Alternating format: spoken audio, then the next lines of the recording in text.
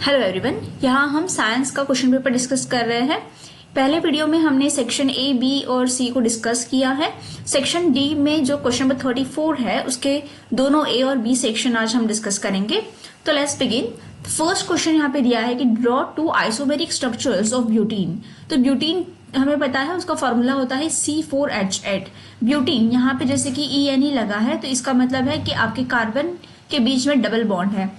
तो वैसे तो ब्यूटीन के 4 स्ट्रक्चर्स होते हैं। There are 4 isomers of butene. ये जो है cis two butene and trans two butene is not there in your syllabus, so इसलिए 2 ही आइसोमर्स आपको ध्यान रखने हैं, 1 butene and isobutylene. Okay, so this are the isomers of butene.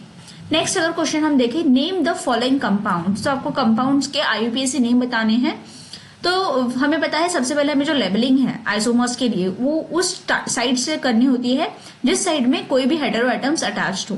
तो क्योंकि आपको यहाँ पे क्लोरीन दिख रहा है तो हम यहाँ से नंबरिंग करेंगे 1, 2 एंड 3। एंड क्योंकि 3 कार्बन है तो हम इसको बोलेंगे prop.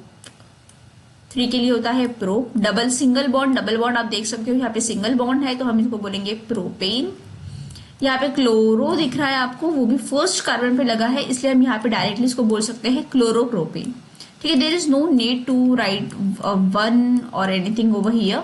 Why? Because first carbon अगर वो सेकंड कार्बन पे लगा होता तब हम यहाँ पे मेंशन करना बहुत इंपॉर्टेंट था, दैट 2 क्लोरोप्रोपेन। सेकंड अगर हम देखते हैं तो सेकंड आप देख सकते हो यहाँ पे डबल बॉन्ड O जो है, यहाँ पे केटोन ग्रुप यहाँ पे अटैच्ड है। तो जो हम नंबरिंग करनी होती है वो हमें उस साइड से करनी है जिस साइड से जो डबल बॉन्ड है या फिर जो भी हेटेरो एटम है वो नियरेस्ट पोजीशन पे आए। तो अगर हम यहाँ से लेबलिंग करते हैं तो it will come at the nearest position, तो इट विल बिकम 1, 2, 3 एंड 4। तो इस तरह से आपका जो केटोन ग्रुप है वो सेकंड कार्बन पे आएगा। 4 कार्बन होने की वजह से हम इसको कहेंगे ब्यूट। सिंगल बॉन्ड है, कार्बन और हाइड्रोजन के बीच में सिंगल बॉन्ड है इसलिए इसको कहेंगे ब्यूटेन। ई को हटा के हम यहाँ पे लगाएंगे 2 एंड क्योंकि आपका जो फंक्शनल ग्रुप है वो केटोन है तो we will be write it as ONE। तो butane 2,1, butane 2,1 will be the IUPAC name for this. Next question अगर हम देखें, यहाँ पे हमें 3 कंडीशंस गिवन है और आपको कहा है कि आपको केमिकल इक्वेशंस लिखने हैं इनके लिए।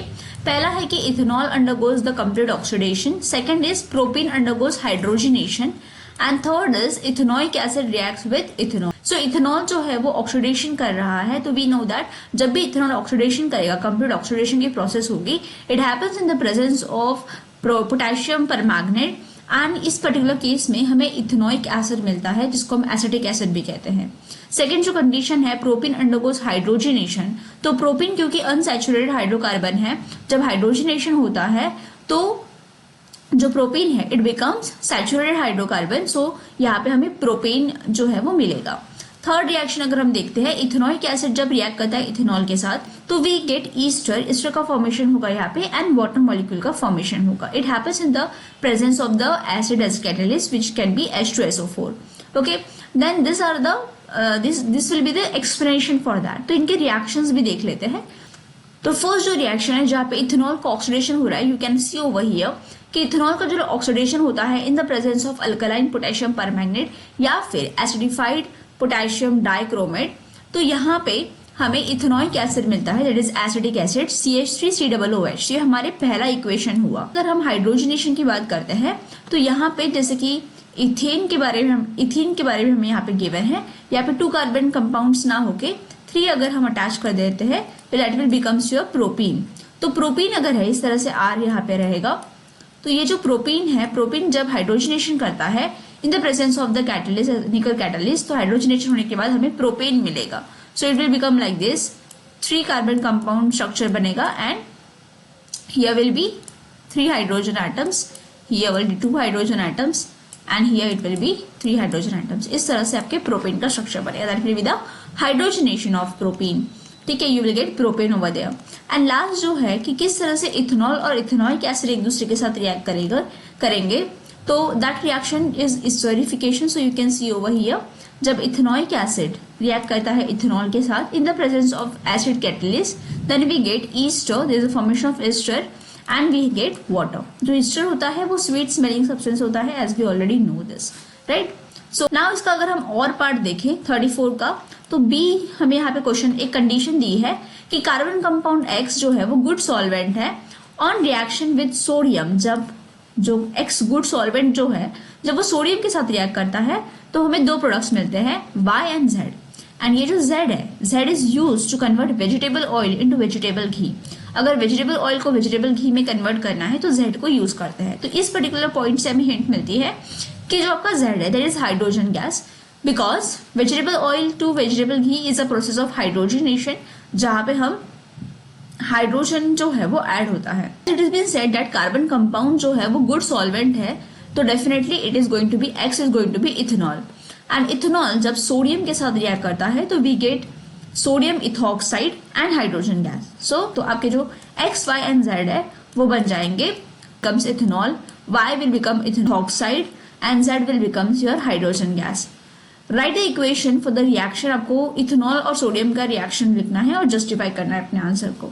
सो let's quickly, so this will be the reaction of ethanol reacting with sodium. So आप देख सकते हो this is your ethanol, this is your X, this is sodium, this will be your Y जिसको हम सोडियम इथॉक्साइड कहेंगे, and this will be your Z that is hydrogen gas.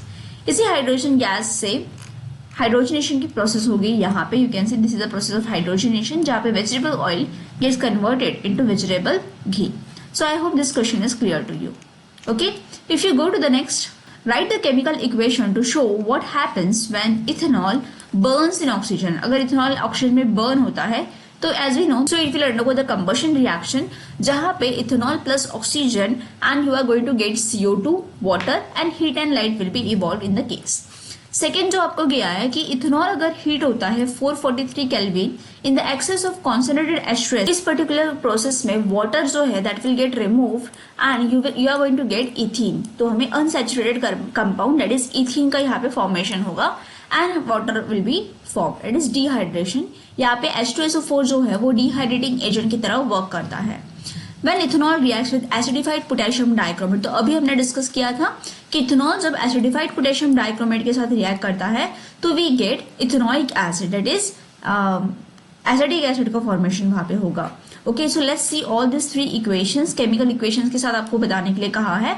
So let's सी द फर्स्ट, यहाँ पे आप देख सकते हो ethanol reacting with oxygen we get CO2 water and heat and light का इवोल्यूशन होगा।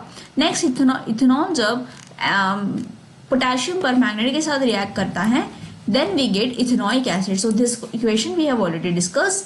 एंड लास्ट जो है दैट जब इथेनॉल कॉन्सेंट्रेटेड H2SO4 के साथ रिएक्ट करता है तो we get ethene and we get water, that is यहाँ पे concentrated H2 is acting like a dehydrating agent which removes the water from ethanol.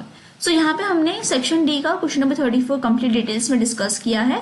In the next video we are going to see the second question of section D. Thank you.